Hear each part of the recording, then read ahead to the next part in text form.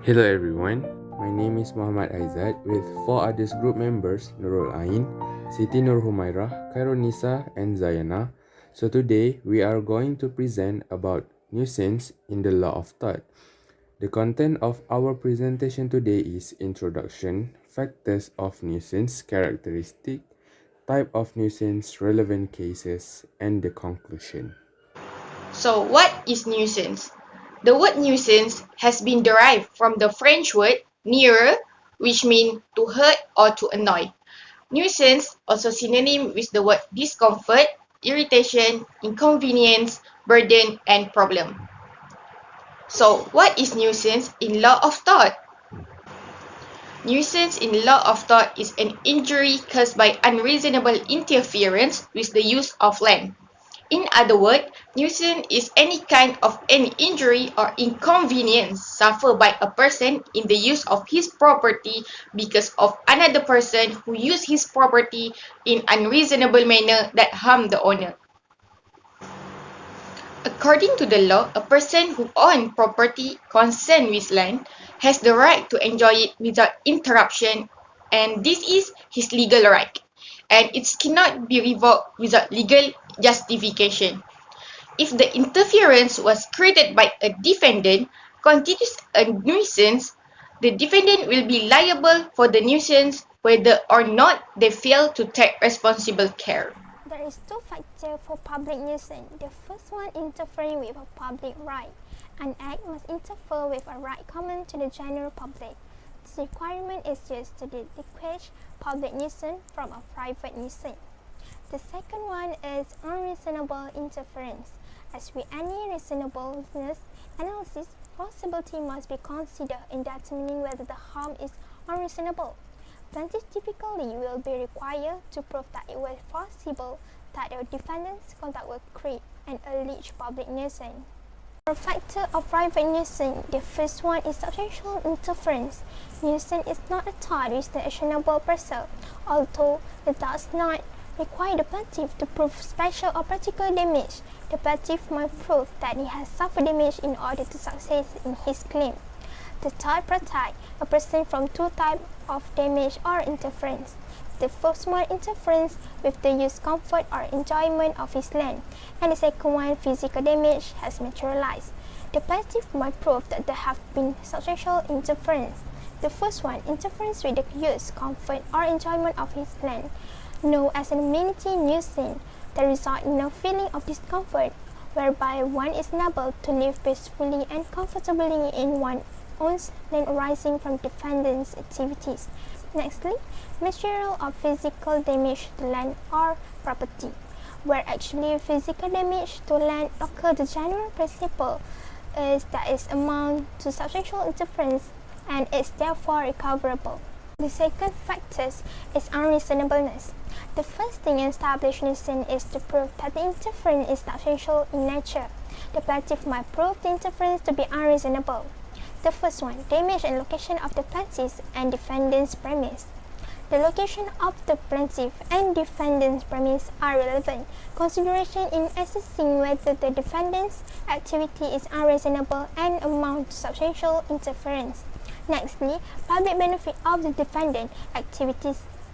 If the object of the defendant's conduct benefit the society generally, it is more likely that the conduct will not be deemed unreasonable. Nonetheless, the defendant's activity which benefit the public will still constitute actionable nuisance if the activity causes damage to the property or substantial interference in the plaintiff's enjoyment of his land. Take a look on nuisance characteristic. The first one is cost of action may be maintained in cases of consequential harm. Refer to Case 1, Government of Malaysia and Anwar versus Akash bin Ahad. The plaintiff operated a petrol station and the defendant then built a federal highway which was on higher ground than that petrol station. Then, the road to the station had to be closed. The defendant offered the plaintiff to build a road to the petrol station using another road, but the plaintiff refused the offer. Therefore, plaintiff had failed to prove nuisance. Nuisance is about disturbance with plaintiff enjoyment in his own property, and it does not always need defendant entry. And also, plaintiff must prove the special damages. And plaintiff must be able to prove special damage that happened towards them. The second characteristic is interference with the use of our land. Other word for interference is disruption, disturbance, or difficulty. So it is about disturbance with the use of our land. Nuisance is a bigger scope where no need physical direct. If physical direct, it is not nuisance, it is a trespass to land. So it does not to be physically distract like someone entering your house. For example, your next door neighbors bang on the wall until your house is cracked or damaged, or even they make noise repeatedly. That is what we call nuisance. So it is basically anything that disturbs the use of your land, even if you cannot sleep because your neighbors always make noise. Number 3, interference must be constant. For example, if your neighbors make noise, it must be repeatedly. The last one is negligent act, or we can call as carelessness, may also give rise to nuisance. As you can see from the case, Wisma Punca Emas STM PhD doing construction job beside Dr. Donald Clinic.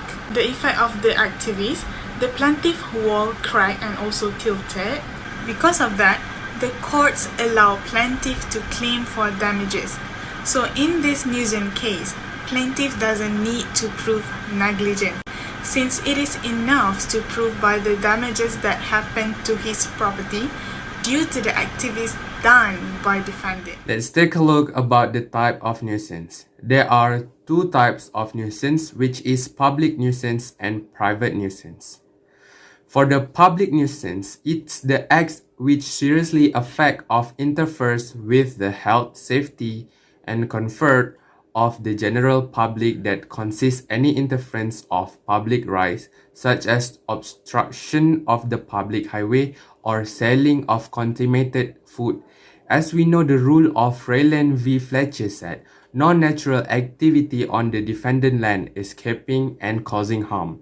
In the other words, if it's annoy the whole community in general, so it's said to be public nuisance. We can sue for public nuisance for whose commit an unlawful act or omission causing widespread harm. Next, for the private nuisance is that kind of nuisance which is a person use or enjoyment of his property is ruined by another.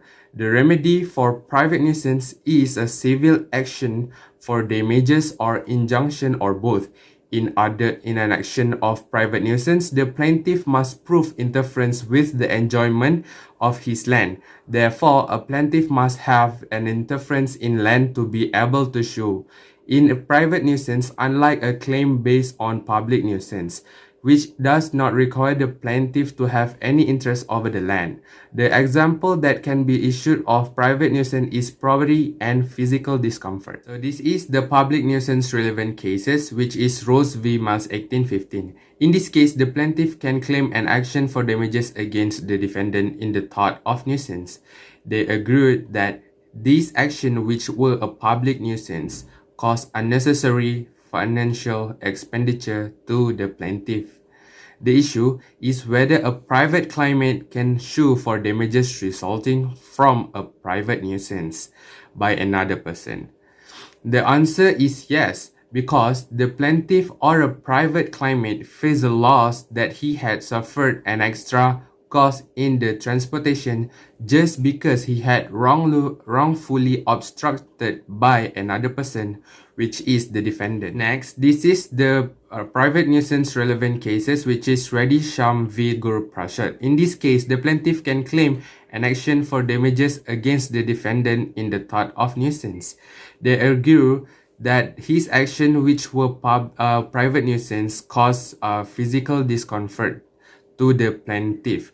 The issue is whether a private claimant can sue for damages resulting from a private nuisance by another person. The plaintiff can sue for the damages because the plaintiff has alleged that the mill was causing a loud noise, which in turn was affecting the health of the plaintiff that can be claimed as a physical discomfort. So this is also the relevant cases of private nuisance, which is in this case the plaintiff had for 18 years operated a clinic and hospital for the treatment of ENT. The defendant operated a renal clinic and which patient received hemodialysis on the floor above the plaintiff clinic. The defendant was found liable for emitting from their clinic obnoxious fumes which escaped downward into plaintiff clinic. The plaintiff staff and patient were found to have suffered substantial damage ranging from skin disease and etc. Rightly understood, nuisance is thought of strict liability. In that regard, it is particularly closely related to the law of trespass to the property.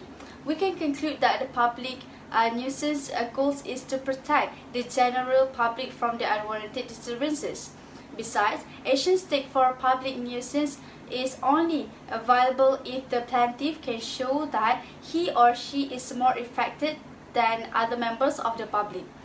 Meanwhile, private nuisance is a substantial and unreasonable interference with the use and enjoyment of land, and the aim for private nuisance is to strike a balance between competing use of land and completing claims of neighbor. Apart from that, private nuisance is a resistance by which the law holds people accountable for interference with the real property that does not rise to the level of trespass. It is important to remember that the legal analysis will involve broader social questions beyond the harm to the specific property and the loss of use suffered by the owner. In the conclusions, nuisance arise commonly in everyone's daily life.